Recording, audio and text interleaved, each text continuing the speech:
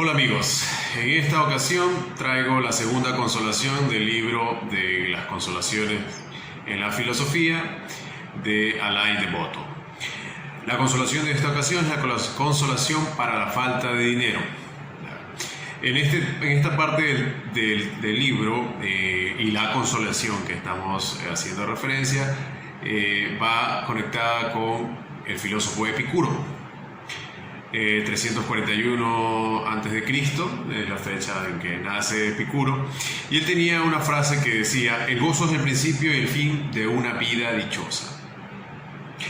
Muchos le atribuyen a Epicuro el gusto por los manjares exquisitos.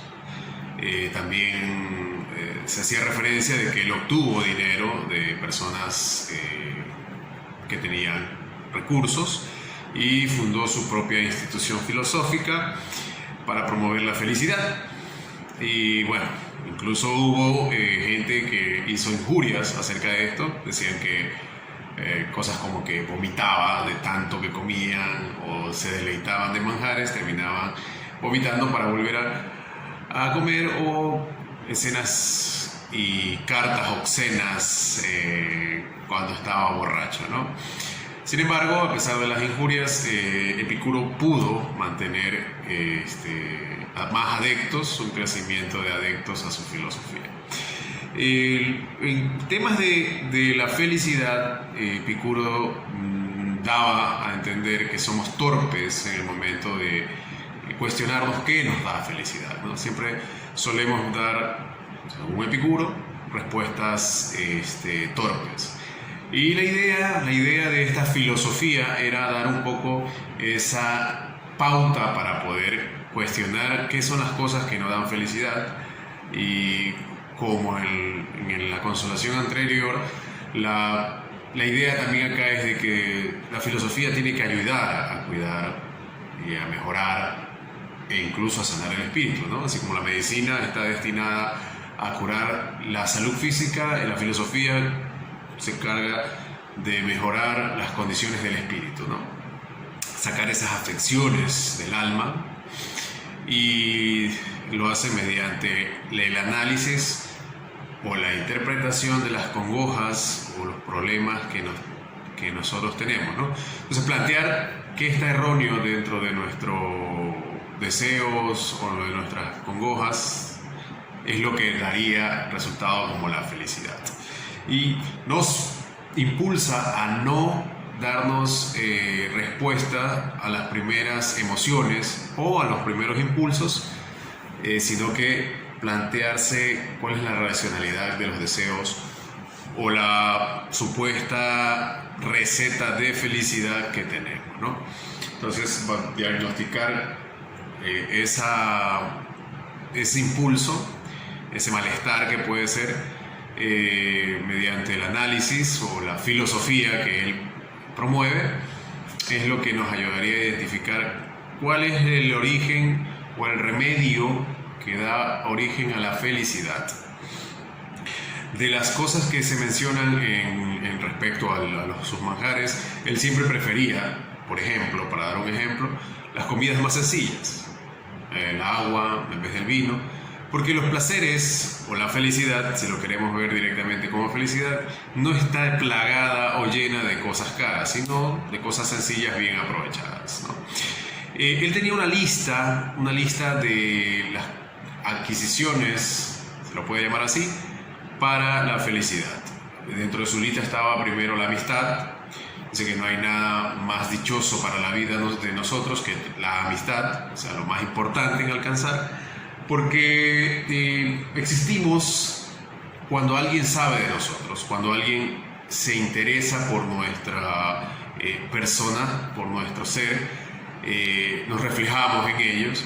Entonces, la amistad es lo que básicamente nos da la pauta o nos da el sentido de identidad, porque es el reflejo de lo que nosotros somos. Y sentir que alguien sabe de nosotros, ¿no? También nos da ese lugarcito en el mundo. Los amigos siempre son ese espacio donde uno puede sentirse cómodo, sentirse realmente como uno es. Y también hay que considerar que un amigo siempre se interesa por nuestro ser y nuestro pensamiento más íntimo, nuestro sentimiento más íntimo. Esa es la verdadera amistad. Entonces, realmente en esta lista inicial, él decía que los auténticos amigos dispensan el amor y el respeto que ninguna fortuna, ningún bien material lo puede hacer, ¿no?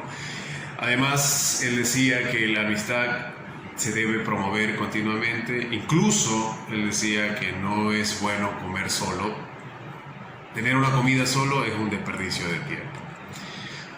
Otro punto de la lista de Epicuro es la libertad.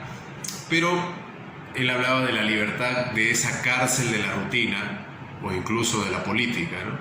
O sea, pasar de una vida atada a cuestiones rutinarias o a cuestiones dadas por la sociedad y trasladarnos a una vida simple, que obviamente daría un cambio a la independencia de muchas cosas materiales o muchas rutinas que nos atan, aunque hay que considerar que esa independencia puede estar derivada en no tener tantas cosas materiales, no poseer dinero, pero es un canje por algo que nos da auténtica independencia y nos libra, por ejemplo, de un jefe, nos libra de una sociedad que establece reglas explícitas o reglas intrínsecas que uno cumple para poderse adaptar, ¿no? Entonces él impulsaba a que esa libertad sea escapar de esa rutina, sea escapar de las políticas, las normas o las cosas que hace que la sociedad nos tenga bajo un conjunto de reglas que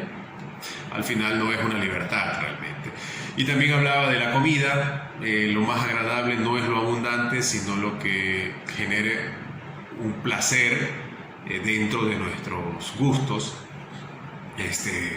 No hay que dejarse llevar por la opulencia o lo material. A veces lo más ostentoso, si hablamos de comida o en cualquier otro aspecto, no resulta lo más gratificante, ¿no? Como dicen los gringos, the simple, the best. De ahí la reflexión. Creo que esta es la lista la parte más álgida de su pensamiento, porque él la toma a la reflexión como un remedio para la ansiedad, ¿no? Hay que plantearse los problemas que uno tiene, que derivan en una ansiedad, y se los puede conversar, ahí la importancia de los amigos, o también él impulsaba o aconsejaba escribir las cosas que pasan, ¿no? Y luego ir aflorando, o van aflorando los aspectos esenciales, ¿no? De ese aflorar de las cosas esenciales de nuestra ansiedad o nuestros problemas es donde se va a conocer la naturaleza. O sea, al exteriorizar, sea conversando o escribiendo, podemos ver cuál es la naturaleza de esas afecciones, esa ansiedad, esos problemas, y podemos eliminarlo, ¿no? No hay nada mejor que identificar el problema. Un problema bien identificado es un 50% de la solución, como ya lo mencioné creo que en algún momento atrás. Entonces, realmente al conocer la naturaleza de este problema, sabemos que hay cosas que ya no nos confunden, ya no es una sorpresa, ya no estamos desubicados, ¿no? Entonces, analizar las ansiedades es punto principal en lo que él decía que tiene que ser la reflexión, ¿no? Es absurdo mantener un estado de ansiedad anticipado si no conocemos de plano qué es lo que quizás podamos estar experimentando o vayamos a experimentar. O sea, preocuparse de antemano es una cuestión absurda, no aporta ningún tipo de beneficio.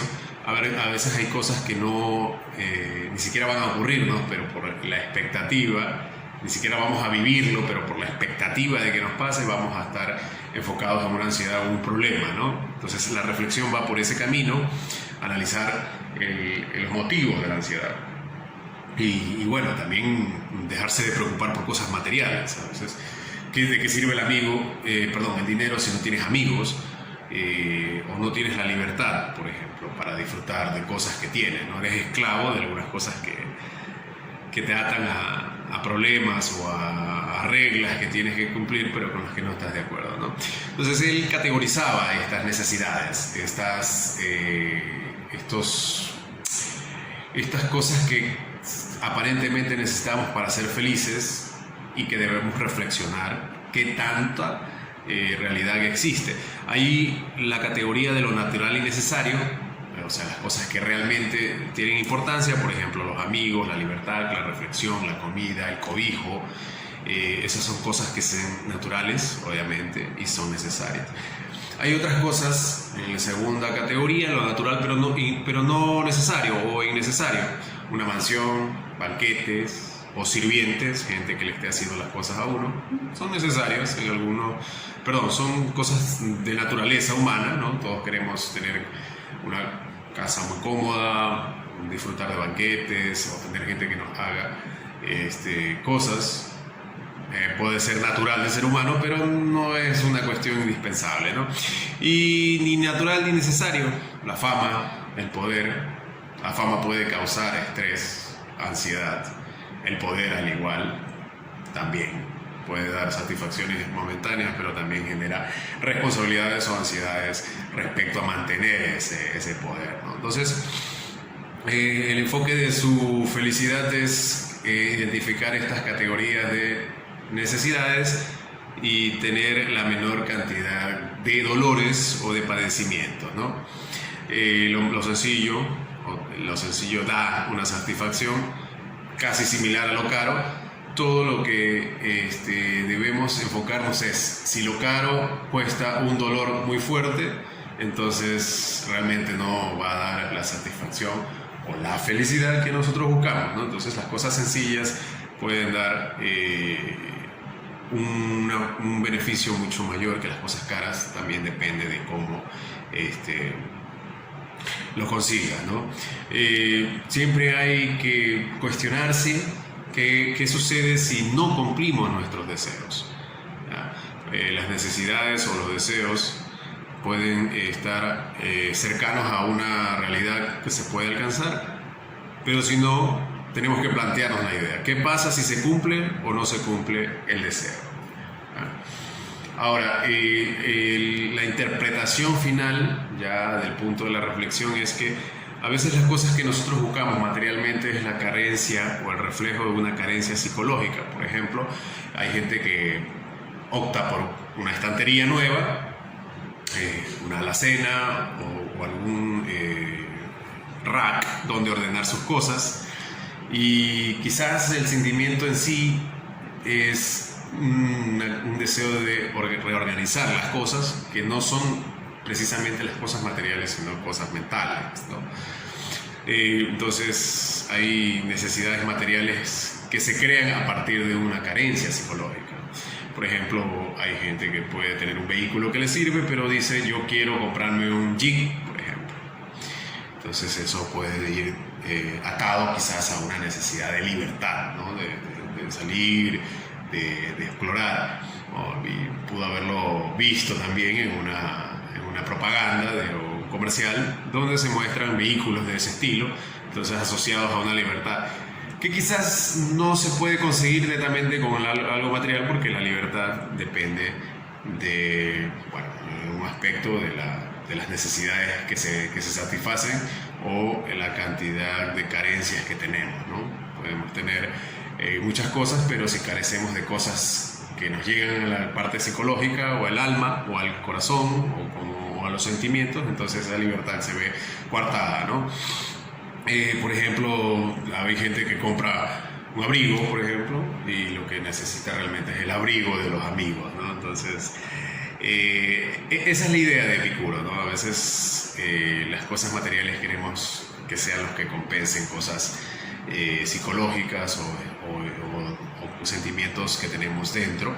Entonces él impulsa a la reflexión, ¿no? No dejar que simplemente las necesidades de algo que vemos que no hace congruencia con la realidad de alguna necesidad material, sea el reflejo de una cuestión intrínseca, ¿no? Entonces, finalmente esa es la parte ya concluyente de Epicuro, la reflexión. Las necesidades pueden ser cuestiones muy sencillas, muy básicas, que nos pueden dar la felicidad si las conseguimos, si conseguimos obtener las cosas que queremos, que no son precisamente económicas. Eso por el momento. Gracias por llegar hasta esta parte del video. Seguiré próximamente con la siguiente consolación y nos estamos viendo virtualmente en una próxima ocasión. Muchas gracias.